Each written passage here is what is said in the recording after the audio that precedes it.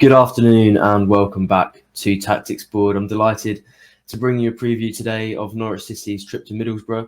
Quite a sunny day actually, so it feels quite positive despite a disappointing 0-0 draw with Rotherham on Monday. But Norwich City's playoff hopes are certainly still alive, and with even a point at the Riverside Stadium, they can lift themselves up to 5th in the Championship. Of course, that is a little bit skewed by the fact that they play before most of their Championship rivals, kicking off at 8 o'clock on the Friday, instead of obviously the classic 3 o'clock Saturday slot when most of those teams will be playing. But with the form of some of the teams around them, I don't think it would be a particularly bad step, even just to get into that playoff mix with a point. So we're going to take a look at the lineup I expect David Wagner to equip his side with on Friday evening.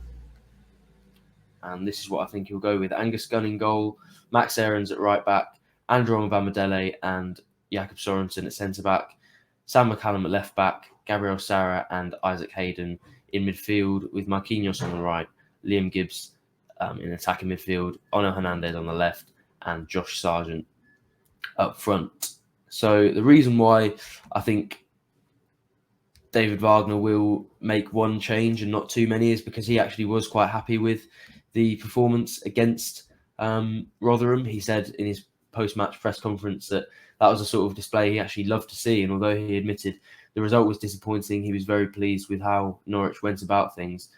Of course, the fact that it's going from being at home against a team battling relegation to visiting a team who are currently 4th in the table and certainly will back themselves in the playoff mix does mean that Wagner might change things slightly tactically, but from what he said, he seems keen on being proactive and trying to instill his beliefs on a game and trying to make the game about Norwich rather than focusing too much on opposition like somebody like maybe Dean Smith would have done. So I think that can certainly make a difference, but I don't think it's going to make too much of a difference to David Wagner's team selection, and we'll get into why I've picked the one change I have. It probably stands out a little bit given who it is and how long it is since we've seen him on the pitch. But going from the back, I think Angus Gunn is an absolute no-brainer at this point. As much as there was a little bit of a battle going on between him and Tim Krul at the start of the season, that's certainly gone away, and Angus Gunn's been one of Norwich's best players this season, so no doubt he'll be in the lineup.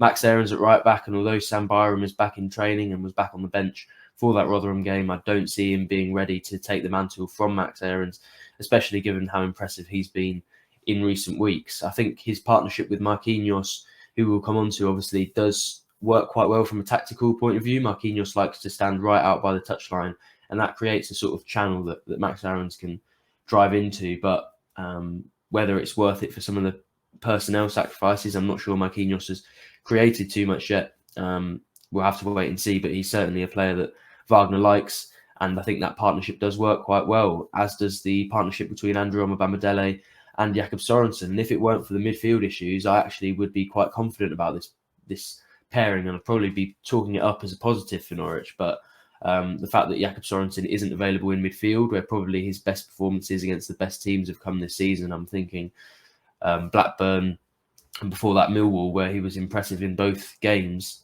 So it's a shame he can't be in midfield. That really is where this whole problem lies, not in the actual defence, where obviously Grant Hanley and Ben Gibson are injured.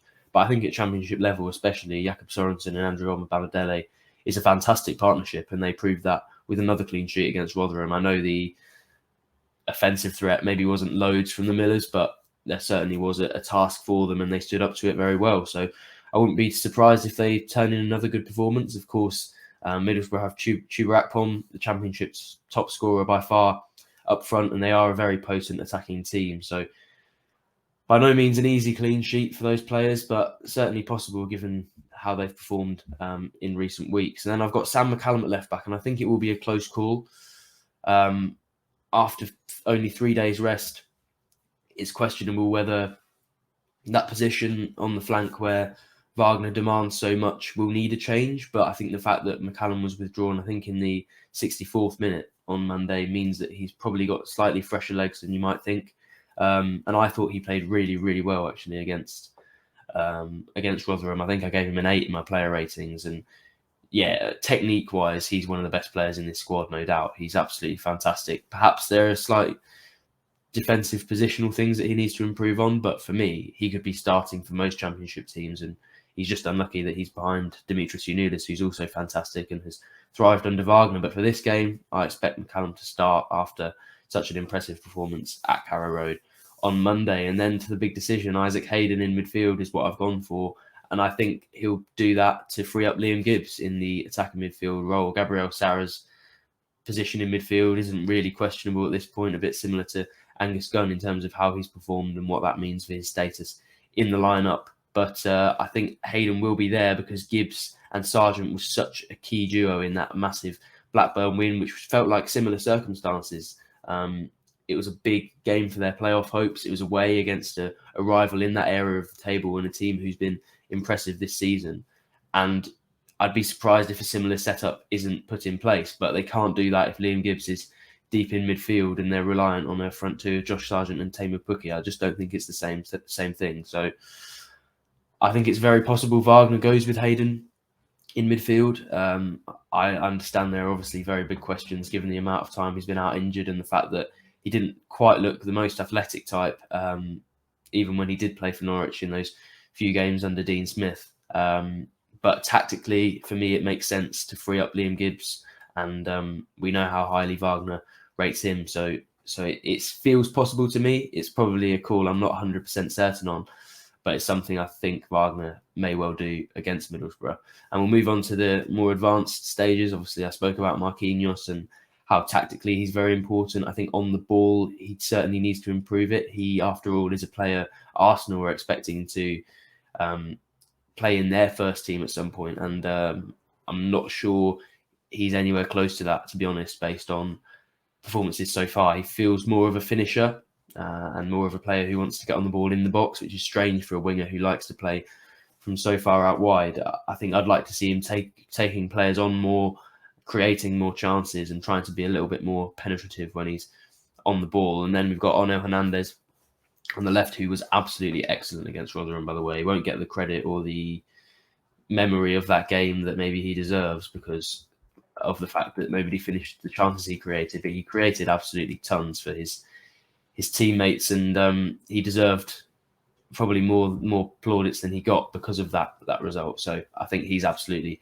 100% in the team if fit. My colleague Connor saw him with quite a large sort of ice pack attached to his ankle after that Rotherham game, so hopefully that doesn't mean anything too bad. But Wagner didn't mention him in his press conference, so hopefully that means no bad news. And Josh Sargent up front, I'm dropping Tamer Pukki, and we'll come on to this discussion more in a minute. Actually, I want to dive into it a little bit deeper, but yeah, I think that Blackburn performance probably justified where Norwich are in terms of the battle between those two. And for me, as much as Pukki is by far the superior technical footballer, it's hard to say that Norwich have been a better team with him in that lineup ahead of Sargent this season. And as a two, I don't think they really work very well from a creative point of view. So I think it comes down to one or the other.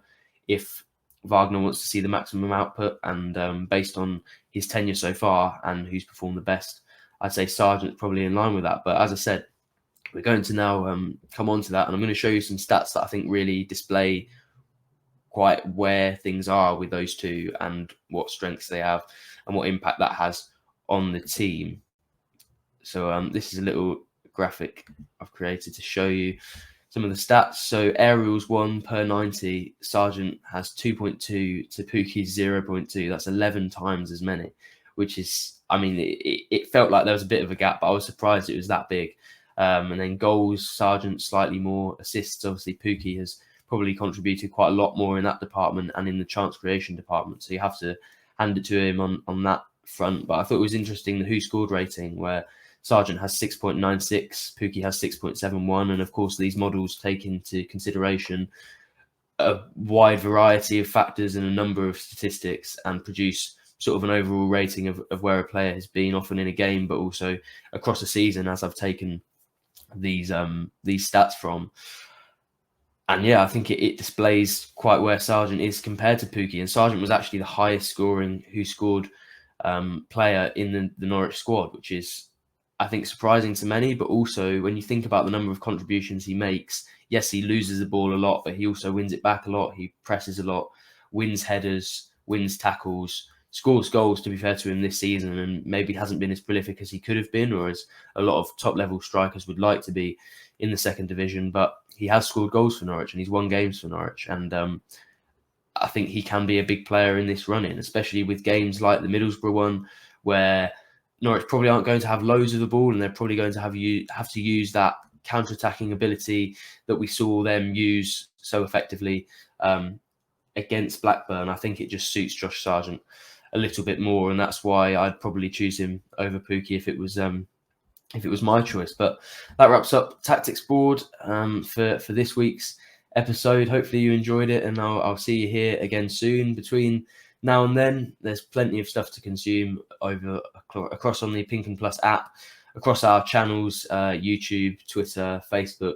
Loads of good video content across there, including the latest Pink and podcast, which now you can see our faces with. So if you want to see Paddy's reaction to me revealing how many Easter eggs I bought for myself last weekend, then that's certainly worth a watch. But yeah, plenty of stuff across pinkham.com, Pink and Plus app, and our social channels. So keep it locked to those. Don't miss a beat from the Riverside, and I'll see you very, very soon.